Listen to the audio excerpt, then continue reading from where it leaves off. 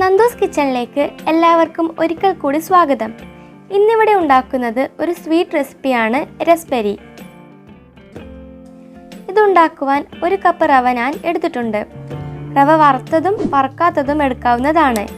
ഈ റവ മുഴുവനായും ഒരു മിക്സിയിലിട്ട് നന്നായി പൊടിച്ചെടുക്കുക. ഒരു പാനിൽ 1 കപ്പ് പാൽ ചൂടാക്കുക.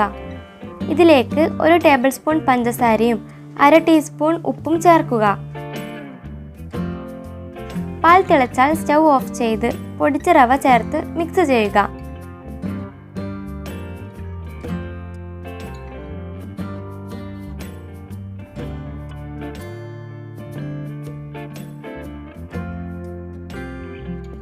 മിക്സായാൽ വീണ്ടും വെള്ളം ഒഴിച്ച് സ്റ്റൗ ഓൺ ചെയ്ത് ചൂടാക്കി വറ്റിച്ചെടുക്കുക.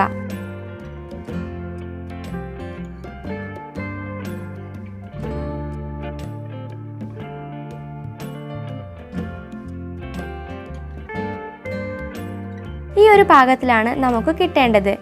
ഇതിലേക്ക് 2 ടേബിൾ സ്പൂൺ നെയ്യ് ഒഴിച്ച് ചപ്പാത്തിക്ക് കുഴക്കുന്നത് പോലെ നന്നായി കുഴച്ചെടുക്കുക. കുഴച്ച മാവ് 1/2 മണിക്കൂർ മൂടി വെക്കുക. ഈ സമയം നമുക്കിതിനാവശ്യമായ പാനി തയ്യാറാക്കാം.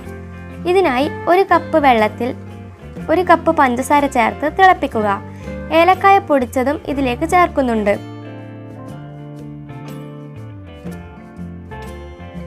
ഓറഞ്ച് കളർ ഫുഡ് കളർ ഇതിലേക്ക് ഞാൻ ചേർക്കുന്നുണ്ട്.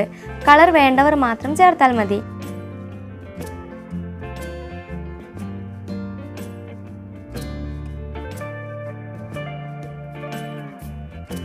അരമണിക്കൂറിന് ശേഷം മാവെടുത്ത് ഇതുപോലെ വട്ടത്തിൽ അധികം തടിയില്ലാതെ പരത്തിയെടുക്കുക.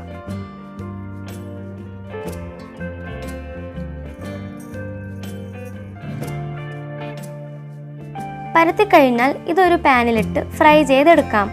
ഒരു ഗോൾഡൻ കളർ വരണമെന്നേയുള്ളൂ. അതുകൊണ്ട് തീ കുറച്ച് വെച്ച് വേണം കുക്ക് ചെയ്യാൻ. ഷുഗർ സിറപ്പ് തണുത്തു പോയാൽ ചൂടാക്കണം.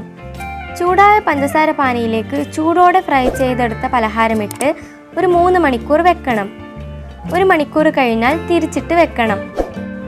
കുട്ടികൾക്ക് ഏറെ ഇഷ്ടപ്പെടുന്ന റസ്ബെറി പാർട്ടികൾ നടക്കുമ്പോൾ അതിഥികൾക്ക് വിളമ്പാം. രസഗുള പോലെ തന്നെ പഞ്ചസാര പാനി അടക്കം വേണം വിളമ്പാൻ. ഇന്നത്തെ വീഡിയോ ഇഷ്ടമായാൽ ലൈക്ക് ചെയ്യുക. ചാനൽ സബ്സ്ക്രൈബ് ചെയ്യാത്തവർ തീർച്ചയായും സബ്സ്ക്രൈബ് ചെയ്യുക. Thank you for watching the video.